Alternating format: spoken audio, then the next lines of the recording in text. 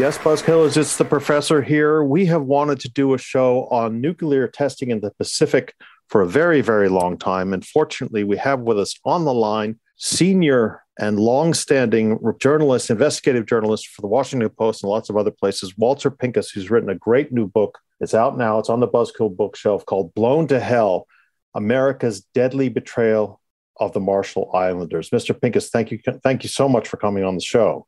Oh, good to be here. Do you mind taking us through the very beginnings of what actually happened? I think everyone knows about, obviously, the bombs that dropped on Japan. And most Americans will know about some of the testing in Nevada and may have heard about one of the Bikini Atoll tests. But there's so much more to it in the beginning. Do you mind starting us off by explaining what happened and why this area was chosen for nuclear testing? Let me just give you one idea that I always like to start with, and that is when people think of nuclear weapons, they think of Hiroshima and Nagasaki. Mm-hmm. Those bombs were detonated at altitudes at 1,500 and 2,000 feet above the ground because the scientists who built the first atomic bombs did not know what would happen if the fireball, the detonation part of an atomic bomb, hit the ground. Mm-hmm. And so there was no fallout except the direct radiation below the detonation. Right. And when people, in my mind, think of the next use of a nuclear weapon, they must realize that targets theoretically are going to be on the ground or underground. Right. And therefore, you're going to have radioactive fallout, which is radioactive material pulled up from the ground, put in the mushroom cloud, and blown away, right, depending on which way the wind's going. Mm-hmm. So you should really not think Hiroshima and Nagasaki, which were rebuilt within days and months, and people lived there. You've got to think of Chernobyl, which was the equivalent of a low-level nuclear weapon where people now, 30 years later, do not live. The city of Pripyat, 50,000 people live there. No one lives there right now. Right. And it's miles away from the explosion. So I start with that premise. That's right. I think so many people just assume that testing was not very different from the bombs in Hiroshima and Nagasaki, but you're saying that what those Japanese bombs exploded in the air, whereas this ground testing was as you say, much more like Chernobyl. Right. When we first began testing in 1946, there were only two tests. One was another high altitude drop, so there was no fallout. Mm-hmm. The second, ironically, was underwater. But by then, most of the reporters left. There was very little discussion of it. And the fact is, the radioactive water that came down on the 50 or so target ships, the Navy was totally unprepared to get rid of the radiation. Right. And in fact, every one of the target ships had to be sunk. You could not man them again. That should have taught us a lesson, Mm-hmm. but it didn't. And so in 1954, when we were testing thermonuclear weapons, 1,000 times more powerful than the Hiroshima bomb, we moved the testing out to the Pacific and in fact tested a bomb called Bravo. Right. On March 1st, 1954, on a tower above a coral island. The explosion, which was 15 megatons and 3 times the power of what we expected, lifted up an entire coral island. And the winds, because the radioactive mushroom cloud went higher than anybody had ever realized. And the winds go at different levels, depending on the height. Right. Actually blew radioactive coral and water and soil that have been lifted up from the Bikini Lagoon, 120 miles away, and it came down for 5 hours like snow, white dust and snow, on 82 people that lived on an island, on an atoll in the Marshall Islands called Rongelap, men, women, and children. And for 2 days before we took them off that island, they lived in a radioactive fallout atmosphere. Right. If fallout was in the water they drank, it was on the fish they ate, it was on the ground that got on their feet, and they suffered initially from radioactive burns. Mm-hmm. But as of today, nobody lives on Rongelap, even though we rebuilt the island. Right. Because we moved them back 3 years later, and they ate the food that was growing, the coconuts, they ate the fish, and they have a coconut crab that is similar to our lobsters. And as they lived there after 1957, the radioactivity inside their bodies became close to, actually exceeded what we considered safe. And in 1985, they were moved off again. Mm-hmm. And nobody's been there since. Did the military or the government, it seems to me that when reading the book, that the military and the government always underestimated not only the power of the blasts themselves, but certainly the fallout. As you mentioned, what was there, the military and the government's reaction to that? Was there a mad scramble to try to repair the damage or help the people, or is this something entirely different? Well, you have to remember the context. This is 1954. Right. We are in an arms race with the Soviet Union to build a usable hydrogen bomb. Okay. So initially, we didn't understand fallout. When we found out what happened in the Eisenhower administration, initially for 2 weeks, hid the fact that with the fallout had taken place and the Marshallese had been removed from their island.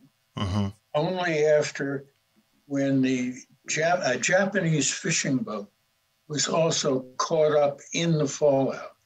It took them 2 weeks before they returned to Japan. But when they returned to Japan, it was publicized that they had been victims of the same fallout.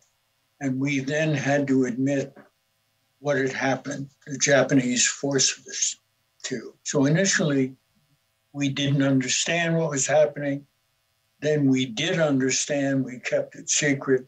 And then when the Japanese disclosed that they'd been hit by fallout, we had to admit what happened. Okay, the United States admits what happened, but testing continued, did it not? Testing continued into 1962. Yeah. But testing continued to 58, and then we stopped. Right.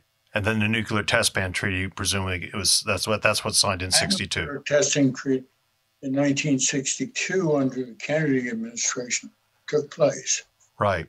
And then how have the Marshall Islanders been treated in all of that time? This is really the biggest argument in your book, is the deadly betrayal of the Marshall Islanders. It seems so strong to me that they were betrayed by the government, not only taken from their land, but then exposed to deadly radiation and then not given anything anywhere near the compensation they should have been given. It's been a tale of sort of misuse and misjudgment, and then trying to make believe it didn't happen. Yeah. Initially, and it's initially how I got involved in it. Initially, all we did was to help them move back to their island in 1957.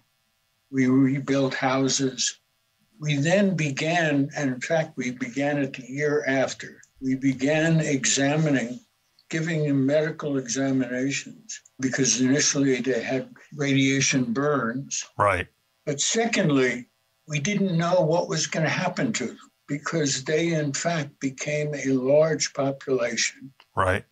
had been exposed to radiation, to low-level radiation by fallout. And so first the Atomic Energy Commission, then it was transferred to the Department of Interior. Every year, a doctor would go out to Rongelap, the atoll and the island, with a group of doctors and examine not just the original 82 who were exposed, but by a sort of, you have to remember that the Marshallese had a very limited society. Right. They lived by raising their own, eating coconuts, eating fish, eating whatever they had on their island. They traded copra, a form of coconut, dry coconut, to get other provisions. Because they couldn't raise a lot of food, we also delivered food to them. We supplemented their food. And in the 1960s, the idea was developed that we ought to compensate these 82 exposed people. And so a bill was entered in Congress for about $900,000 to pay all of them. And they had to sign a paper saying they would never bring any other complaint for the exposures. Right. As long as they live.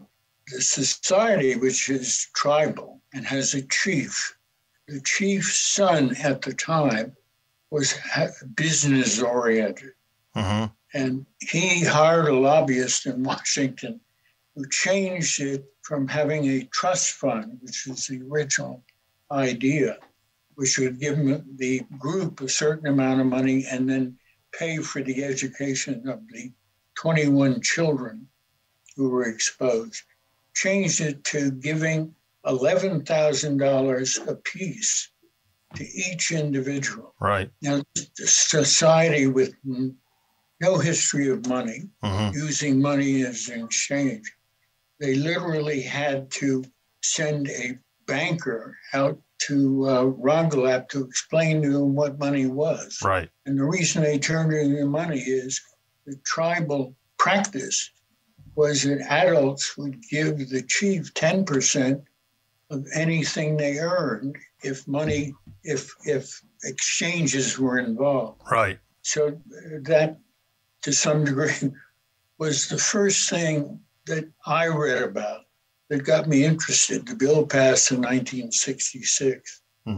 They had a big ceremony when the payment was made. And in 1968, when the money finally came through, and the son of the chief had a trading company and sold some of the Marshallese refrigerators, motorbikes, motorboats, because suddenly had all this cash. And some actually invested in a trading company, so-called Prince had.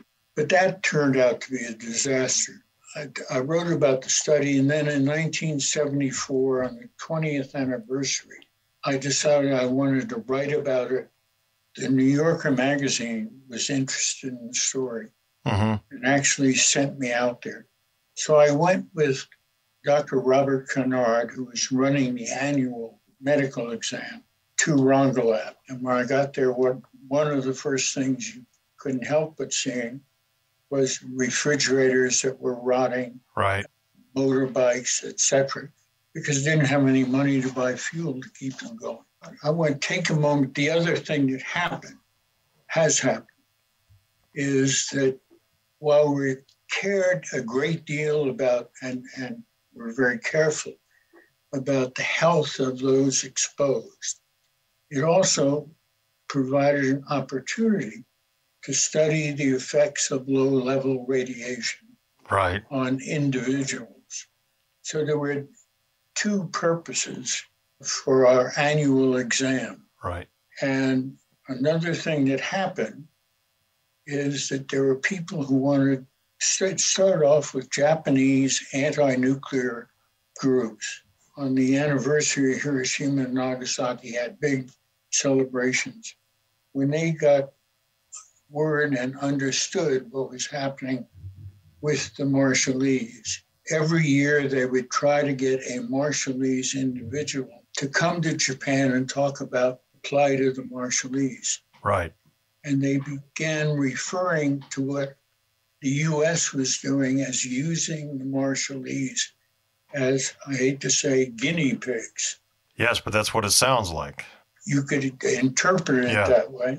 And what had emerged 9 years after the bomb, the younger people first began showing what they call nodules on their thyroids. Mm-hmm. And we have since learned that the radioactive iodine in the fallout is drawn to your thyroid the same way that strontium-90 goes to your bones. Mm-hmm. And the younger people had smaller thyroids, but the same dose of radiations than adults.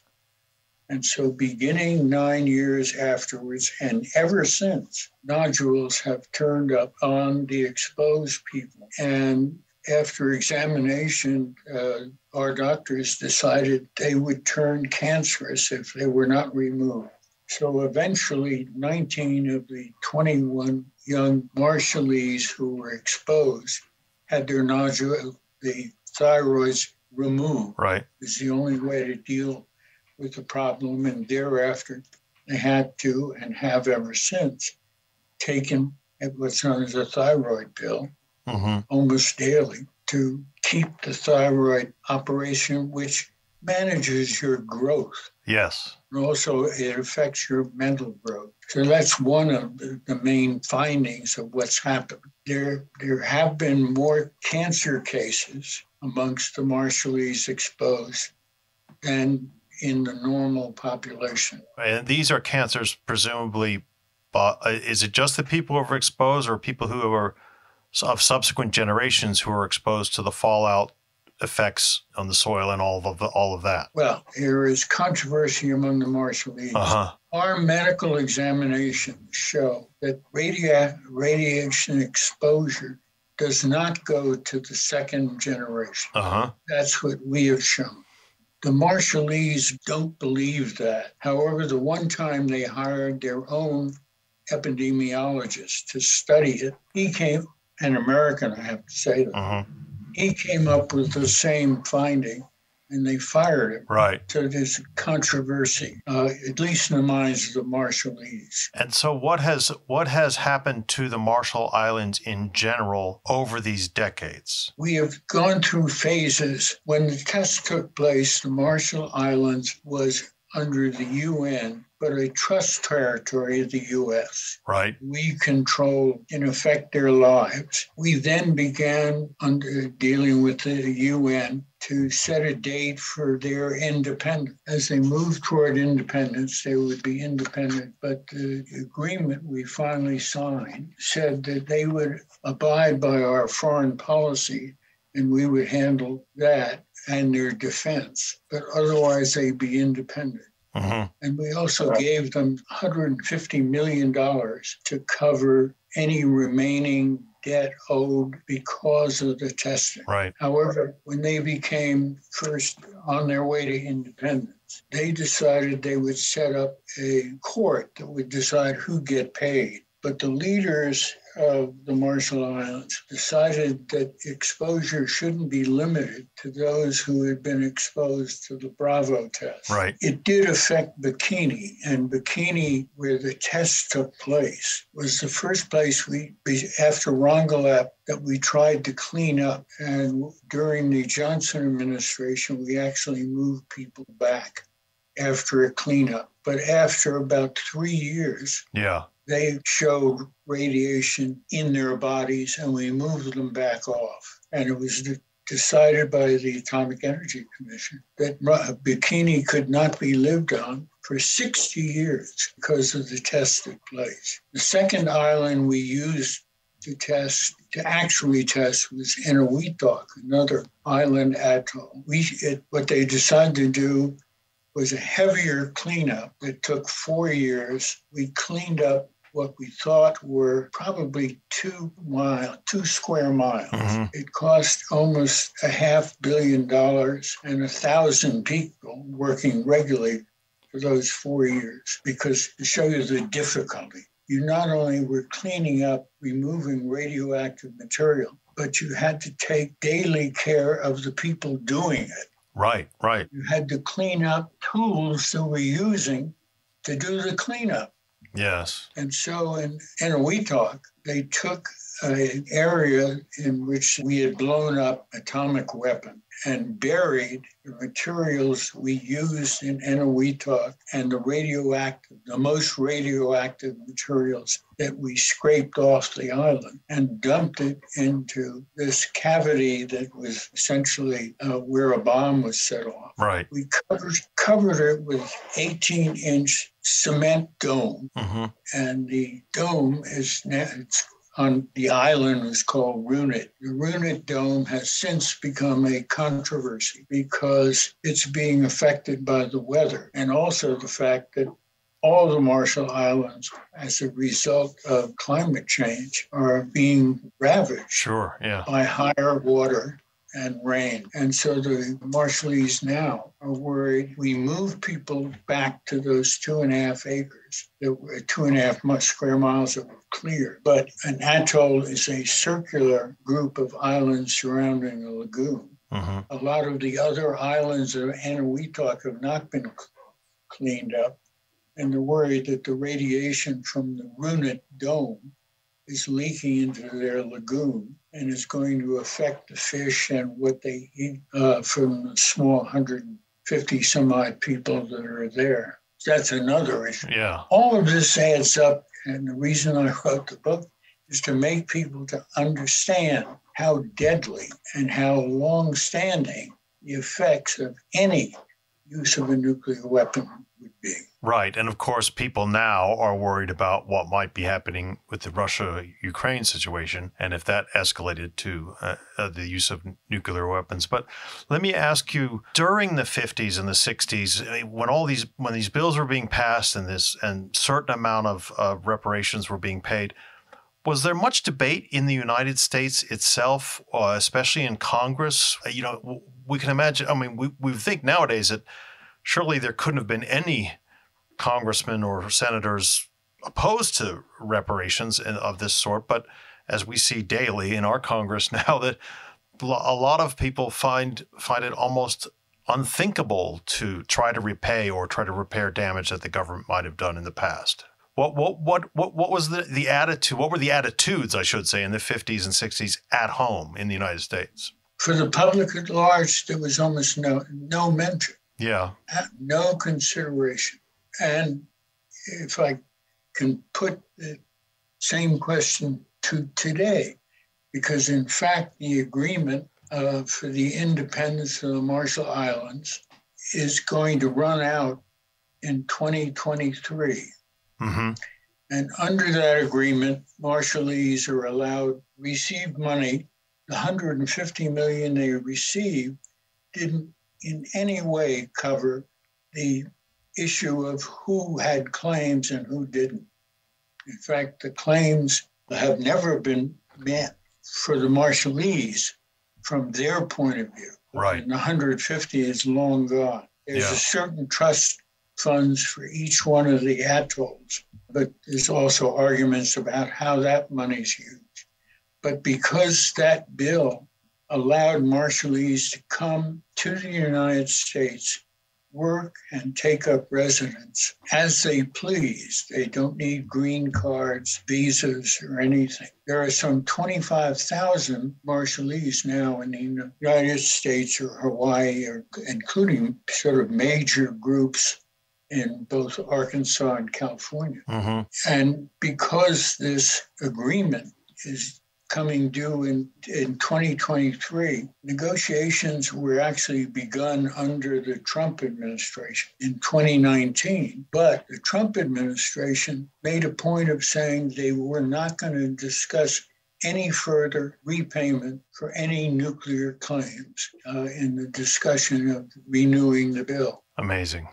And the Biden administration, although they have said the right thing, as far as I know, negotiations have not been renewed yet. And the Marshallese are claiming, the government is claiming that reparations for the nuclear effects have to be part of any negotiation. Well, it's hard to see this in any way but a deadly betrayal of the Marshall Islanders over generations now. Oh, yeah. No, I think we have taken what was a rudimentary society and destroyed it. There's no other way of looking at it. Right. And there seems to be no, as you say, the American public doesn't seem to want to know about it or know about it enough. And there doesn't seem to be any great public demand for repairing any of the damage. You would think that this is a relatively small population that should be cared for, very well cared for by the government, and yet it's the most minor of issues, it seems. It goes to the whole sort of lack of understanding about, in my mind, nuclear weapons, which I've written about for too long to remember. One is we destroyed a society to create an awful weapon. Right. The other part of it is this is a totally unusable military weapon because of the damage it can cause. It was built as a terror weapon. It was never built as a weapon to fight a war with. Right. It was built to kill as many Japanese as possible to make them stop fighting. The only reason we have so many of them is because we didn't want to think about it as a weapon used to kill people. We wanted to think about it as a war weapon, and therefore we decided that we're going to target the Russian, then Soviet weapons. So if they had, 400 missile sites, we needed twice as many atomic warheads to knock them out. Fact of the matter is, we ended up, and history shows, at one point, to make it relevant to today, at one point we had 40 nuclear warheads targeted as Kiev, which is now Kiev. Yeah, when it was in the Soviet Union. Yeah, yes, that's an astounding fact. I mean, it was absurd. Well, as so many of the things we discussed on the show over the years, the great superpowers do these things, and often the people who suffer the most have had literally nothing to do with the original battles or original conflicts that these things were based on. So the Marshall Islanders are the ultimate, if you will, innocent bystanders to the nuclear age and to the Cold War. Exactly. And the fact that most Americans don't know anything about it is one of the reasons I wrote the book.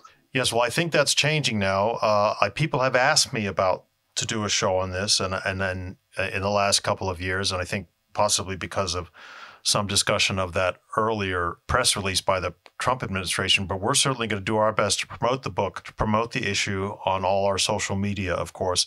And we encourage all our listeners to get the book. And it just remains for me to say thank you so much, Mr. Pincus, for coming on the show and really enlightening us about something that all Americans and all people, anyone who lives under a government that is a nuclear power should know about. Well, thank you for having me. Yes, it's very, very enlightening. And Buzzkillers, we will talk to all of you next week.